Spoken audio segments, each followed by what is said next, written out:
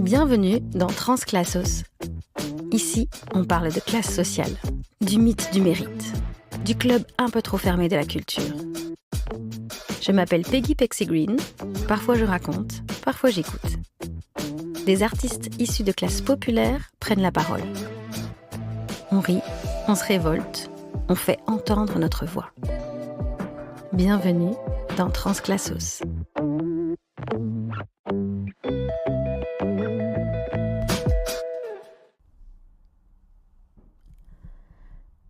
Pour ce premier épisode, j'ai envie de vous raconter un petit peu pourquoi un petit peu. J'ai envie de vous raconter tout court pourquoi j'ai créé Transclassos. Je viens d'un milieu dit populaire.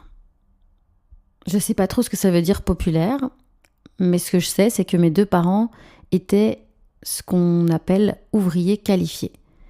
Ma mère était coiffeuse, employée dans un salon, et mon père était mécanicien. Auto, camion, les trucs qui roulent, quoi. Et ils ont toujours voulu que moi, je ne sois pas ouvrière, que moi, je sorte de notre classe sociale. Pour aussi loin que je me rappelle, ils me destinaient à une grande carrière, une grande vie et surtout un bon salaire. Et moi, j'ai vécu cette vie, ce chemin avec enthousiasme, avec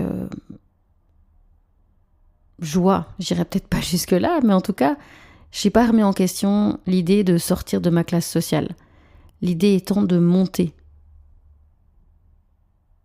On était en bas, il fallait aller en haut.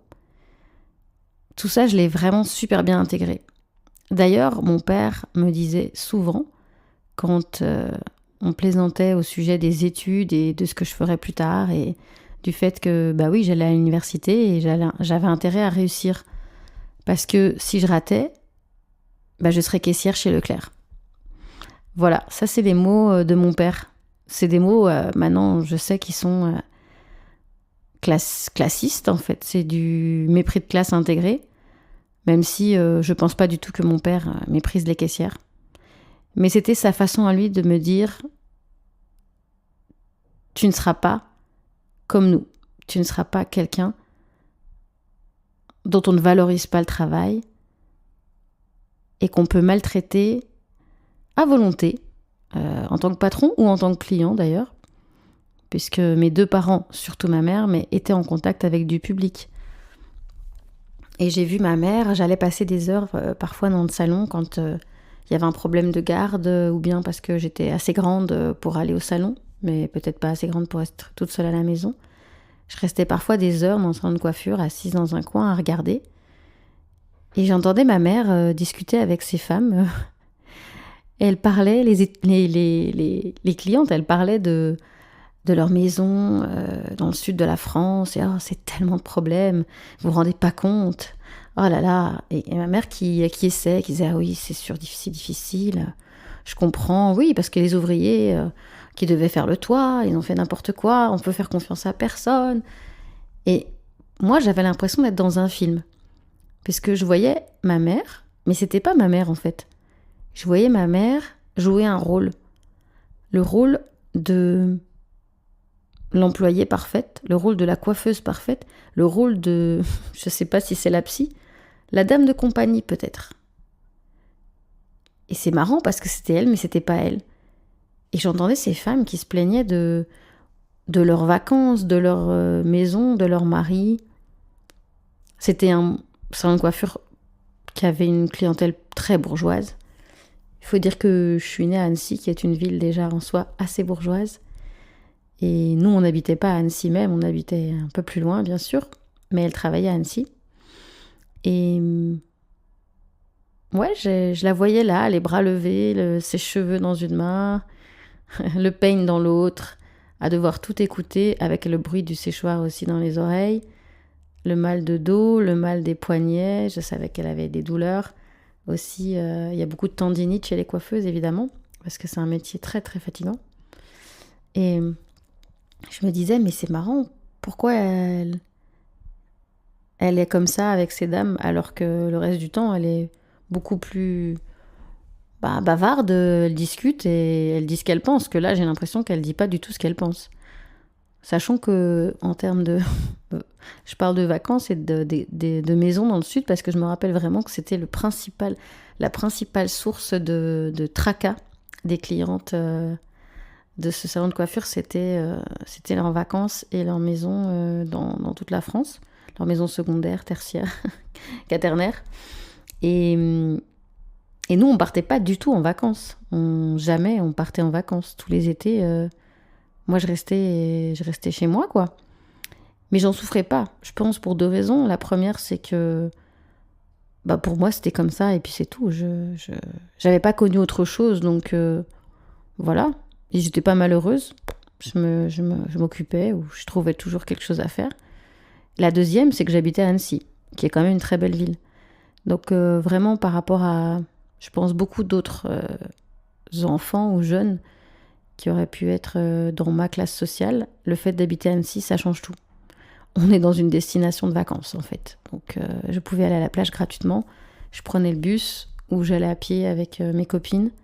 Et voilà. Surtout que quand j'étais au collège, j'avais des amis plutôt bourgeoises, du fait du collège où j'étais. Mais ça fera l'objet d'une série entière sur pourquoi j'ai atterri dans ce collège. Mais par contre, au lycée, mes amis étaient vraiment plutôt de mon milieu social, voire même de milieu social plus modeste. Donc on s'était bien trouvés et on pouvait passer des heures sans rien boire, parce qu'on n'avait pas d'argent pour aller dans les cafés, à être à Bonlieu, pour celles qui connaissent Annecy, qui est un centre où il y a la bibliothèque, il y a des magasins et tout ça. Et donc on s'asseyait sur les marches et on regardait les gens passer, on parlait toute la journée, sans rien dépenser. Et ça ne nous dérangeait pas. Pour nous, c'était cool. Puis pareil pour la plage, on pouvait aller à la plage en été. On allait à la plage non payante qui est au bord de la route et qui est une plage qui donne sur un magnifique lac. Donc voilà, je pense que ça explique aussi pourquoi je me suis pas sentie lésée. Par contre, quand j'ai commencé à être adulte et à fréquenter des gens qui parlent de leurs souvenirs, qui parlent de leurs vacances tout le temps, et quand j'ai passé un concours pour rentrer dans un diplôme, une formation universitaire très élitiste qui combinait 2 diplômes, 2 masters, et à l'entretien oral en espagnol, parce qu'il fallait parler 2 langues et gérer, avoir des bonnes notes, etc., pour rentrer dans un double master sciences politiques, droit international et langue étrangère. Et en fait, j'avais un oral en espagnol où elle m'a demandé ce que j'ai fait pour les vacances, ce que j'avais fait, ce que j'ai fait. Et déjà, j'avais du mal à parler en espagnol parce que, les cours en espagnol que j'avais eus, c'était pas le top du top, on va dire. No era el top del top. Et voilà, donc je pouvais lire plein de choses. J'avais appris tout ce que je pouvais, mais c'est vrai que parler, on n'avait pas bien travaillé ça. La langue étrangère, c'est pas notre grande force, je dirais, dans l'éducation nationale française. Et donc, j'ai un peu foiré mon oral d'espagnol, et surtout qu'elle me demandait ce que j'ai fait pour les vacances, et je répondais nada. Et j'ai été ensuite convoquée par le directeur du diplôme qui m'a dit moi, je vous aime beaucoup, vous avez un profil original. Et là, maintenant, je sais ce que ça veut dire. J'étais la seule personne non bourgeoise de toute la promo. Enfin, presque. Il y avait une deuxième, mais elle était cachée, comme ça arrive parfois. Et ça aussi, j'y reviendrai sûrement. Et donc, il m'a dit, moi, j'ai envie de vous prendre, mais c'est un peu un risque, parce qu'en espagnol, vous avez quand même plutôt une mauvaise appréciation. Je ne sais pas ce qui s'est passé à l'oral. Et donc, j'ai rigolé et je lui ai expliqué qu'effectivement, c'était dur pour moi, mais qu'en plus, elle me demandait de parler de mes vacances et il pensait que j'avais menti, parce que je ne savais pas parler et que je n'avais pas voulu raconter mes vacances. Parce que toutes les autres personnes qui postulaient étaient des gens qui voyageaient beaucoup et qui avaient fait aussi des séjours linguistiques. Donc qui parlaient très bien espagnol et anglais, parce que leurs parents les avaient envoyés 1 semaine, 15 jours pendant les vacances, apprendre les langues étrangères, directement dans le pays, en immersion, ce qui coûte très cher. Alors que moi, je vous ai raconté que j'allais à la plage, mais j'allais surtout travailler. Donc moi, toutes les vacances à partir de mes 16 ans, je travaillais 1 mois ou 2 mois entiers.